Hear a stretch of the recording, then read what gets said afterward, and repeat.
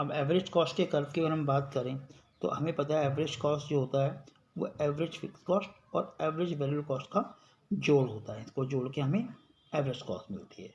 अब एएफसी के बारे में पढ़ चुके कि जैसे जैसे हम प्रोडक्शन बढ़ाते हैं, आउटपुट बढ़ाते हैं, ये कम होता चले जाता है।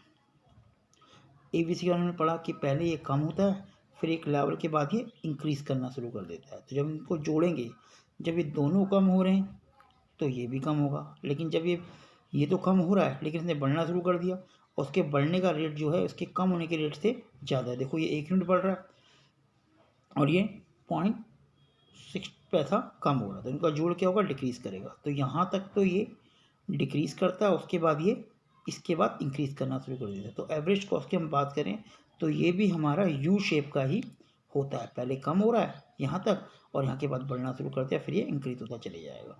तो एवरेज कॉस्ट और एवरेज वेरिएबल कॉस्ट दोनों यू शेप के होते हैं।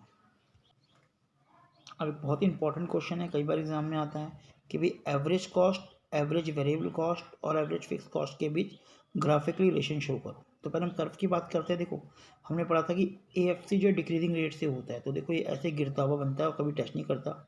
अगर हम एवीसी की बात करें तो ये यू शेप का होता है, और एसी की बात करें, ये एसी कर्व इसकी बात करें तो ये भी यू शेप का होता है। लेकिन एसी कर्व जो है वो एवीसी से बड़ा होता है, ज़्यादा होता है। क्यों? क्योंकि एसी जो होगा वो एवीसी और एवीसी का समेशन होता है। अब इसके पूरे रिलेशन को पॉइंट वाइज पढ़ते हैं जो उसने मेंशन किया हुआ है। देखो पहला पॉइंट क्या कह रहा है, कह रहा है average cost will always be lies AVC above the lies AVC because AC at all level of output including AVC and AFC। जैसे कहा था कि भाई AC जो होगा वो AVC से ऊपर ही होगा क्योंकि ये इन दोनों का समेशन होता है। Second, AVC reaches minimum point B. AVC जब मिनिमम पॉइंट पे पहुंचता है at level of output lower than the AC, AC से कम होता है इसका level, and minimum point and AC still falling because of falling AFC। अब देखो इसमें क्या हुआ, उसने AC ने यहाँ मिनिमम पॉइंट पे पहुँचा, इसे उसने बढ़ना शुरू कर दिया, लेकिन AC जो है अभी गिर ही रहा है और ये इसके बाद बढ़ना शुरू करता है। मतलब एक लेवल ऐसे आता है जहाँ पे AVC तो बढ़ रहा है लेकिन AC कम हो रहा है। Third point, as the output increase the gap between AC and AVC curve decrease. ये भी इंपॉर्टेंट पॉइंट है कि जैसे प्रोडक्शन बढ़ता है AC और AVC के बीच का जो गैप है, ये जो गैप है देखो AC ये रहा और AVC ये गैप जो है, ये गैप इसके बीच ये गैप कम होता जा रहा है। अब ये गैप कम क्यों हो रहा है, AC और AVC का डिफरेंस क्या होता है, AFC, और जैसे हम प्रोडक्शन बढ़ाते हैं AFC कम होता चले जाता है। जब AFC कम होगा तो इनके बीच का गैप भी कम होता चले जाएगा, लेकिन ये कभी मिलता नहीं है। क्यों नहीं मिलता, क्योंकि AFC कभी ज़ीरो नहीं होता। बेटा हमें पता है ना कि AC क्या है, एवरेज कॉस्ट जो है वो एवरेज फिक्स कॉस्ट और एवरेज वेरिएबल कॉस्ट का समेशन है।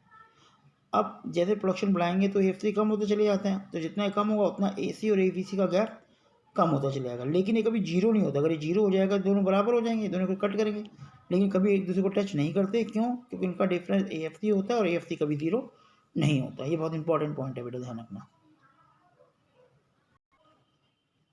अब अगले पॉइंट में आते हैं, मार्जिनल कॉस्ट। मार्जिनल कॉस्ट क्या होता है कि अगर मैं 5 यूनिट प्रोड्यूस कर रहा हूँ तो मेरी जो टोटल कॉस्ट है माना वो 30 आ रही है, और जब मैं 6 यूनिट प्रोड्यूस कर रहा हूँ तो ये कॉस्ट 37 आ रही है। तो 6 यूनिट प्रोड्यूस करने 6 यूनिट की मैं कॉस्ट निकालूँ, केवल 6 यूनिट कैसे निकलेगी, ये माइनस ये, मतलब एक एडिशनल यूनिट प्रोड्यूस करने पर टोटल कॉस्ट में जो डिफरेंस आता है उसको हम मार्जिनल कॉस्ट कहते हैं। तो वो लिखा है the marginal cost refer to addition in to total cost when one more unit of output is produce. एक यूनिट 5 से 6 में, कॉस्ट 30 से 37 हो गई, तो 6 यूनिट की मार्जिनल कॉस्ट कितनी हुई, 7।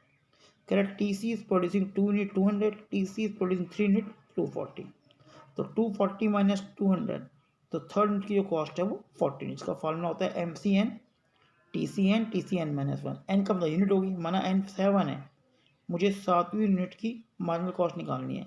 तो अकॉर्डिंग टू दिस, इसको जब मैं इसमें पुट करूँगा एन में, तो MC 7 TC 7 N हो जाएगा, और TC 7 माइनस 1 6, तो TC 7 में से TC 6 माइनस करोगे तो MC 7 निकल आएगा। ठीक है बेटा, देखो ध्यान से यहाँ तक।